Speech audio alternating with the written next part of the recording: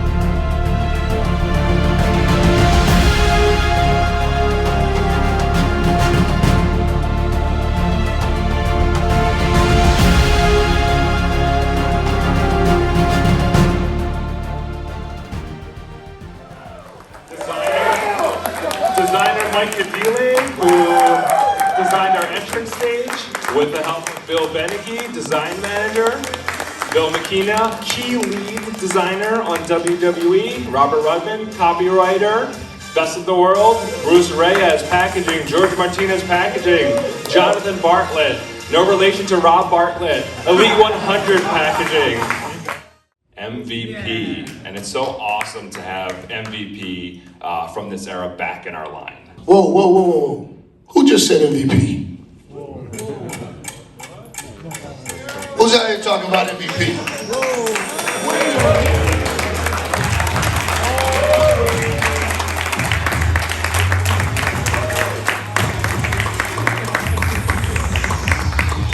But wait a second. Turn my music off, because that ain't come alone. It is your pleasure. As a matter of fact, everybody get on your feet right now, because I would like to present to you one of the great wonders of the world, the 7'3", 416-pound Nigerian giant, Omos.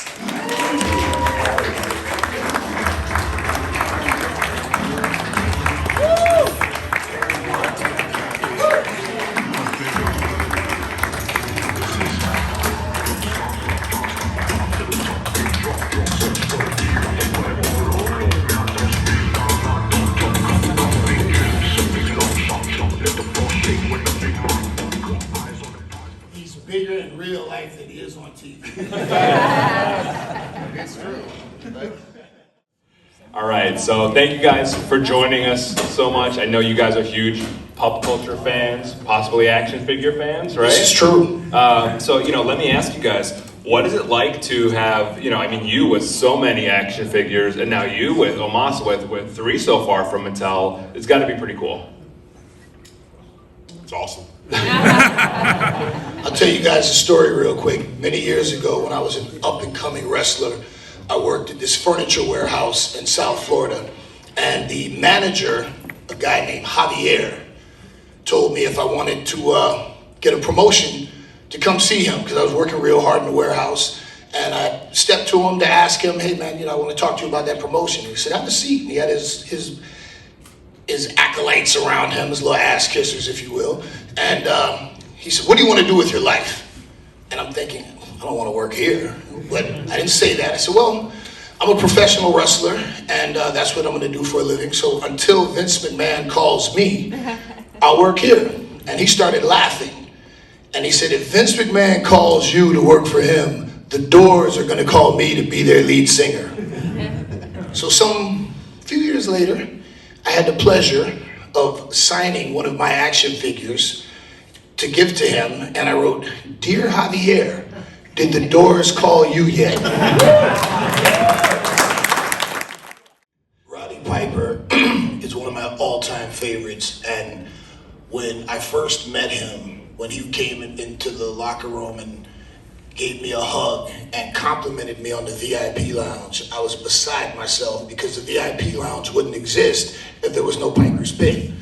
Roddy Piper was just one of the most amazing individuals, and Brooklyn Brawler told me a story once where he and Piper were riding together, and they were like, hey, we should get a drink and grab a bite to eat. And they said, all right, first place we see, we'll pull over. But there was a roadhouse with a whole bunch of motorcycles parked out front. So Brawler said, yeah, we probably shouldn't stop there. And Piper said, because you said that, now we have to stop there. And he said it was, when they walked in, it was like a scene from the movie, the proverbial record scratch. And who are these guys? And all the bikers are staring them down. And they walked to the bar, and Brawler said that they ordered 1 beer, 1 shot of Jack. And one of the bikers comes over and walks up to Roddy Piper, takes his shot, garbles it, spits it back into the glass and puts it in front of Piper. And Brawler's like, we're gonna die, we're gonna die, we're gonna die. And Piper, being Piper, picked the shot up, slammed it back and went, Roddy Piper, glad to meet ya. And they didn't pay for a drink the rest of the night. The legendary Roddy Piper. So that is it for our reveals. Wait. Oh. There's no ultimate for Omos. 20, you didn't? But this is the first wave, but there's a lot of waves. Yeah, but why would you not put the Nigerian Giant? And how would you invite us here and not have my man in the first wave? A lot of tooling, right? There's a lot of tooling We're going to discuss this. We'll keep this in house when you guys are gone. Omos, you got that right? Okay. Okay. Well, Make Steve sweat. I hope you're not so mad at me that you won't take a few questions from our guests. All right, if I have to. All right. I'm going to come down there with you guys, and please line up here for questions.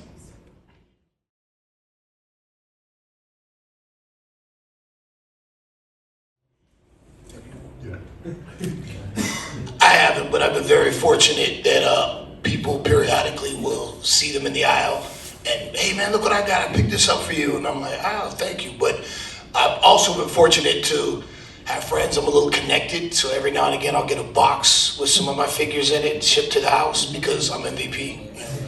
So, but no, I've never bought my own.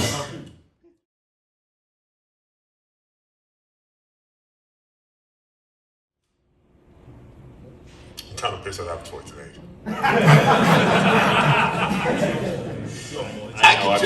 I was waiting to see if there was new gear worn at Mania.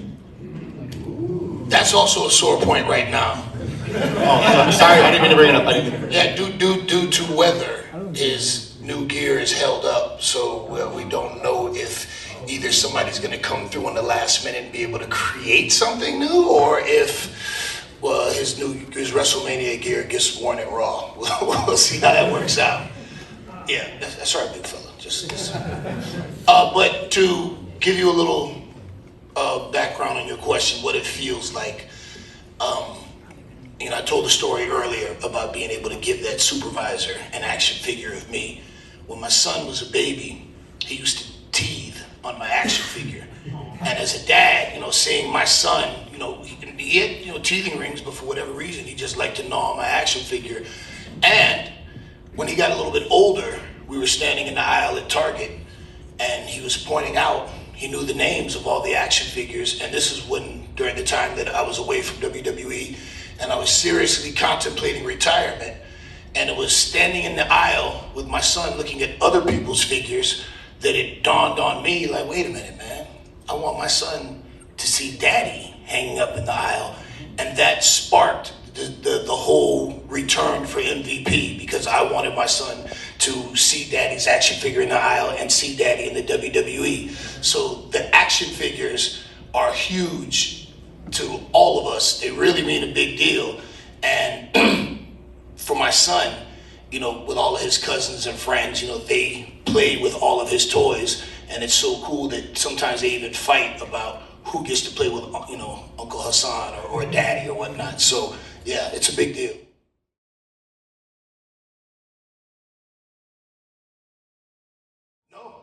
No, I gotta say, you guys have done a magnificent job. Yeah, the Mattel Ryan did spectacular, absolutely.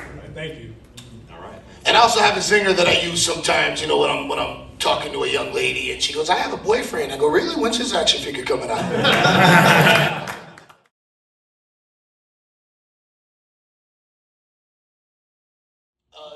Actually, there's one set of gear that I wore, and I think I've only worn it twice, but it's the black gear with the red skull on it with the red boots. Right. I don't think you guys have done that one, but I think that one with the red and black with the red gloves and the boots, I think that one would pop really hard. So I would love to see that one, but otherwise, I've just been blown away by everyone I've ever seen.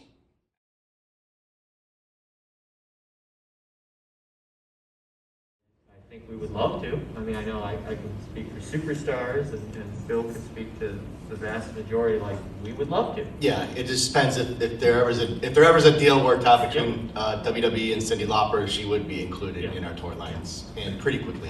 If the stars were ever to align, we would absolutely be right there. And I'll throw in there that, you know, recently we've been cranking out figures of people who we never thought that we would do before. So, you know, momentum is definitely on our side for opportunities like that. So, you know, fingers crossed for Cyndi. She's definitely high on our list.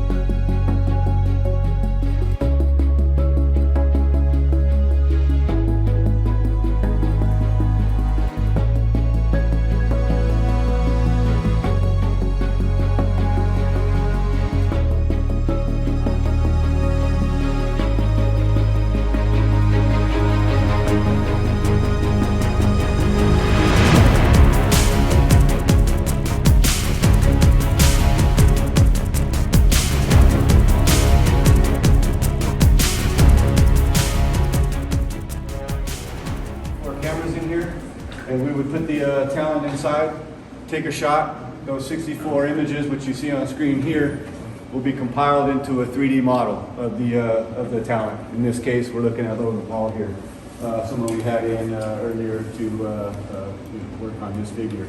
So this is kind of the output here with the color information on it. And then from here, we'll send it over to the sculpting department. The sculpting department will clean it up a little bit for downstream manufacturing purposes.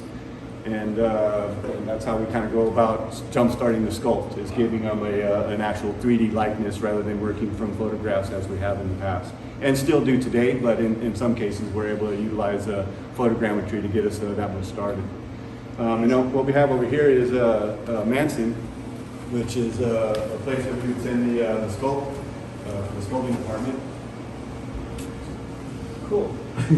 That's me. Hi. So I can show you what after we get the cool scans from Seawell and this machine. There's a little bit of cleanup because sometimes the information gets a little lost. So this is where our group comes in the sculpting department, and we use this little fancy machinery here to do the sculpting. And this is sort of like your PlayStation or Xbox, when you run into a wall, you get a little shock. So this has force feedback, so I can actually feel what I'm sculpting. So most of us are traditionally trained, so this movement translates directly to that movement. So you can look up here on a nicer big screen. So you can see I can go around the piece with my cursor. If I get to here, I'm tapping on his chest, and this is not allowing me to go through because his chest is there. So let me zoom in here.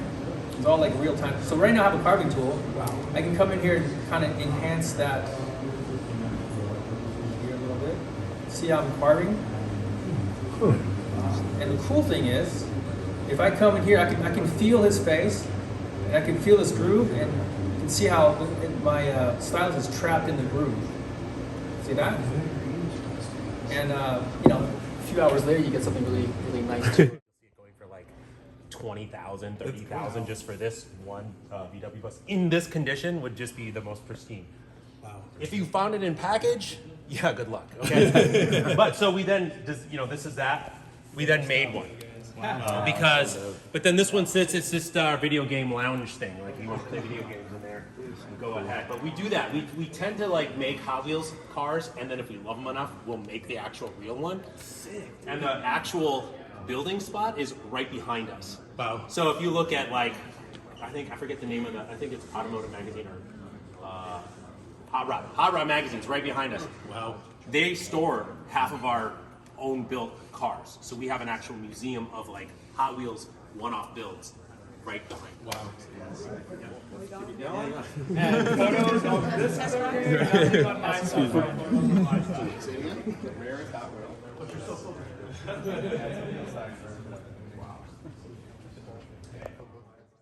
Bobby, run the day-to-day here for Mattel's 3D printing operation. I'm going to go over real quick some of the technology we have, how they work, why we have them, how we use them. So this side of the room we're on right now, PolyJet 3D printing, work a lot like our ink-based, like an ink-based printer you might have at home, only you're using photopolymer resins that cure with UV light.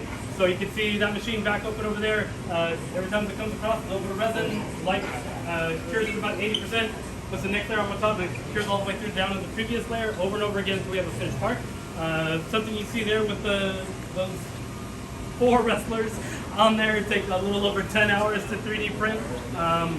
Some of the determining factors of time is how tall the part, because printing in a very thin layer, the taller the part, the much longer it takes to 3D print. With these printers, we're able to print in full color, so we could take the scan data, you guys already saw, right, our 3D scanner over with Steve. We're able to print those. We're able to pick a color off of the chart. We're able to take Pantone values that the designer may call out to print parts. One of the materials in the machine is a gel, support material. 2 uses for it is to hold everything in place while going. Also acts as a substrate like paper would for your printer. So if that gel didn't follow the part up, any undercut, the material would fall all the way down. The process for removing that is just a high pressure water jet. Basically like something you would use to clean your driveway. Blows all that gel off, and you have your finished part. Machine's also capable of doing rubber materials. So one setup to deal with rubber, we can do full color rubber, and then the opposite machine would be for being able to do tinting right off of the printer. With that gel, as long as we're able to remove the gel, we can have fully moving parts printed as a single piece from the machine. You know that this is coming. If it's funded, all that funding makes it possible to build this. Please make it. Can we record you saying that? Hey, I'm just saying, you fund this. This is literally what we wanted this to happen, and we had this conversation. Well, what can we make happen? And Steve came up with, why don't we do something that's sees it in tune? If that funding becomes possible, that opens the gateway to make like this possible. Amazing. And we love that for this to happen. We really, really would. And I'm sure you guys do.